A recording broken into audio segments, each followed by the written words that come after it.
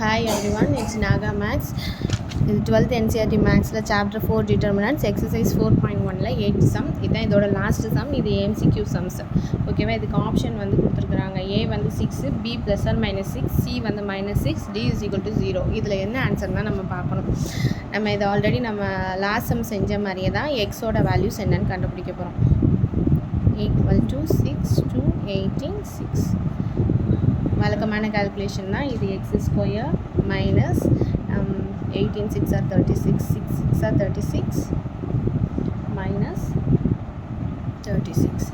அப்போ என்ன ஆகும்? x² minus 36 is equal to 0 ஆயிரும். அப்போ x² is equal to 36, therefore x is equal to +or -6 வரும். இந்த +or -6 வந்து எனக்கு b தான் இதில் வந்து அப்ஜெக்டிவ் ஆன்சர். இதில் சூஸில் 4 கொடுத்துருக்காங்க D வரைக்கும். இதில் பிக்கோட வேல்யூ தான் எனக்கு +or -6. அப்போ இதோட ஆன்சர் வந்து எனக்கு +or -6. இந்த வீடியோ உங்களுக்கு பிடிச்சிருக்கும்னு நினைக்கிறேன்.